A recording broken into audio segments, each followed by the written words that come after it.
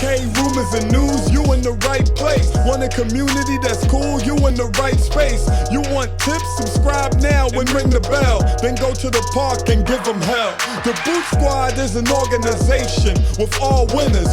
Soldiers up in formation, we all killers. And when you step on the court, yo, you're our dinner. When I play D in the fourth, yo, Kawhi Leonard. No, you're done, no. Your boy Brutalsim on the scene, wicked and mean, with a next video for y'all, man. So y'all know what it is by now. Take some time out, bless up your boy, like up the video, definitely help the channel a lot, because you know your boy gonna always keep y'all up to date on everything in the 2K community. And y'all see the title right now. This has been a highly requested tutorial, man.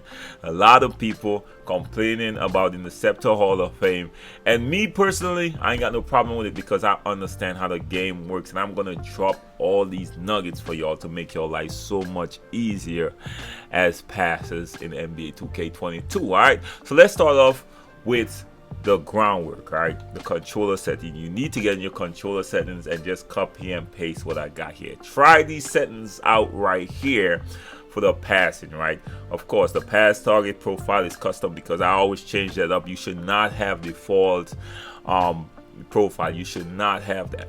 So I run 41 here with the pass target direction and the pass target openness.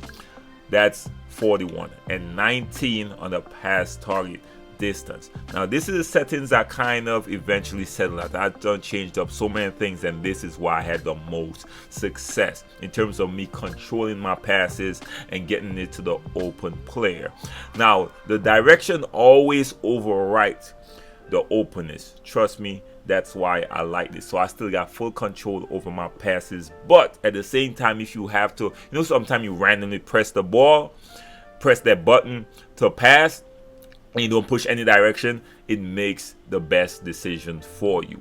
Right, that's the first thing right there. A lot of people in comp run openness all the way up, but me, now I like control over my passes, man. I cannot say I'm an elite passer unless I have control over my passes. But at the same time, you want that next, you know, that security blanket of if you make a mistake and that's not pressing direction, that it goes to the right person. Right now, of course, you see I got defensive assist on. That's something defensively you might want to try out as well. But let's move on. We're talking about passes right now. Next thing is, this is a new build I created. If y'all want this build, check my tutorial playlist. I think this is one of the best point guard builds in the game, especially if you want to be a playmaking point guard creating for your team, because it got Hall of Fame bullet passer. Now you can get by with gold. You could even get by with silver on certain builds. Certain builds, as soon as I hit silver, I'm making more much stiffer passes that people intercept less. But anything below silver, you're dead. Gold is that comfort zone. Hall of Fame is elite playmaking, from what I understand. And this, by far, the best playmaking build I have. All the rest of builds I have is gold, and I know I could play with gold at an efficient rate, but I had to create this build to really see if Hall of Fame made such a big difference, and it definitely does, trust me. But at the same time, you could still play well with gold. That's why I've been playing for the entire time. I just created this build. You see, it's not even completed yet, man. All right, so let's get to the juice of the video. Let me show you all these clips and try to break these down and make your life so much easier. I bet you after you leave this video, you will leave on the next level when it comes to IQ, man. So make sure and like this video. Let's get to the clips, y'all. So let's talk about angles now. Angles is the most important factors when it comes to making successful passes in the game. Hands down, nothing comes close to getting the right angle.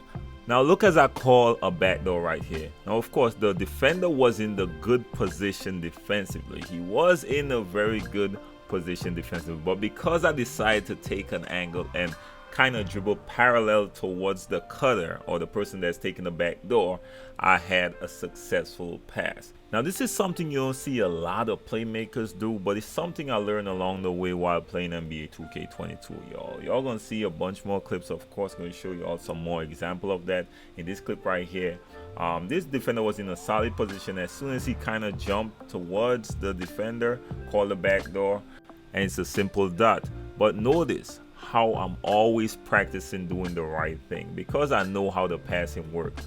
Although I see that dude there that defending me flat-footed, I call a backdoor, and guess what I'm going? I'm going to the right, trying to get as parallel as possible with the person that's making the backdoor before I make the pass, which greatly improve the percentages in terms of successful passing. And that's all you're trying to do every time you try to make a play. And sometimes I call it early in the shot clock as well. Nothing is more deflating than giving up an easy bucket before everyone gets to set up, man. All right, so notice I already start scanning the floor, so the defender is playing a little bit towards me. I'm like, okay, my G, make a back cut, and then I start moving parallel. Look at it, perfectly synced with an icon pass. Very easy dots, y'all. I'm telling y'all, just apply that to your game, just that parallel movement towards people making backdoors, and you're gonna get so much success, y'all. Trust me.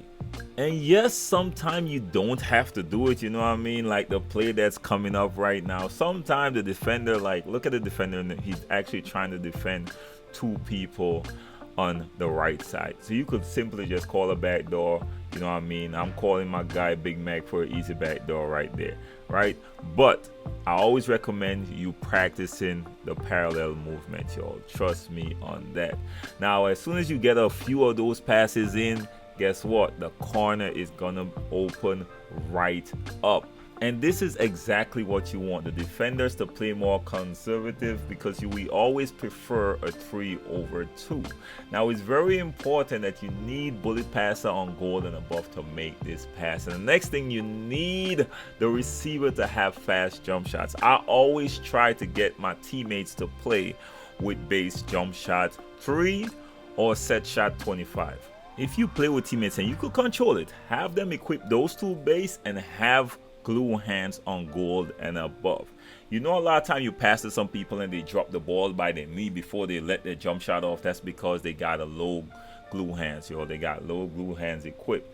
Sometimes, like, silver could work sometimes, but the higher you go, the faster they could get their release off, right? So remember those bases: jump shot 3 and set shot 25, and glue hands on gold and above for your receivers. A lot of people sleep on this, man. A lot of successful passes are based on how the receivers movement. Number one, if they move too much, it's going to be a problem. If they know how to get open, it helps. Or if they know what shots to take, helps. And especially if they equip what I just recommended. Now look at that angle on that pass right there. Once again, I recommend angles. Learn the angles. Yeah, I could have forced that pass there, but look at the angle I decided to take, man. I could have forced that corner, but no, I decided to take a sharper angle, and it's an easier, more successful pass. Now check it out in slow motion, y'all. Now I already saw my teammate run into the corner. I already saw it. He's open. He's technically open. But with how Interceptor Hall of Fame is, you can't afford to take that angle. If you got Interceptor Hall of Fame, you're dead. So I decided to take a better angle. Drive a little lower.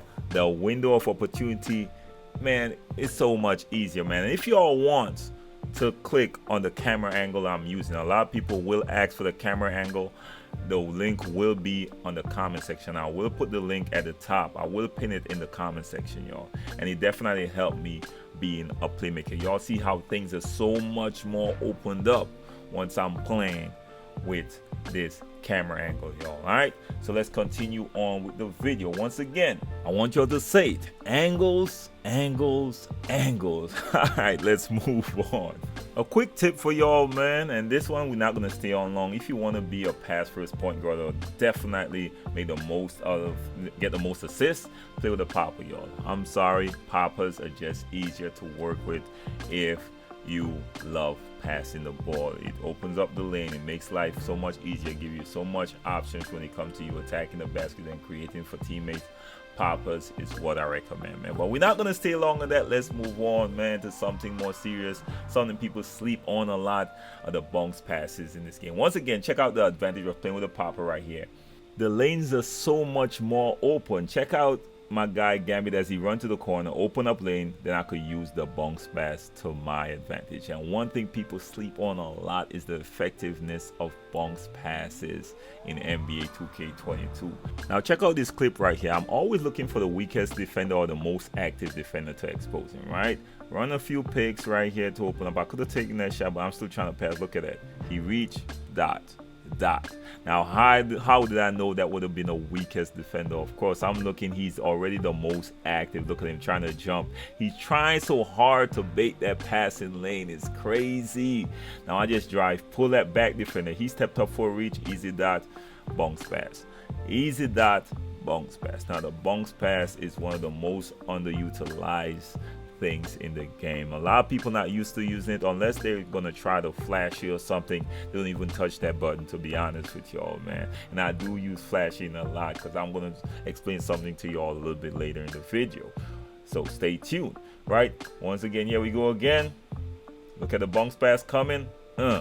Simple IQ move. Simple. He did try to play the lane, of course, with a bounce pass. Do get around a lot of these spam steals, so try it out, but you can't try it in too much of a crowd, man. Check out this one right here, man. Oh my god. Ooh, that's beautiful basketball right there.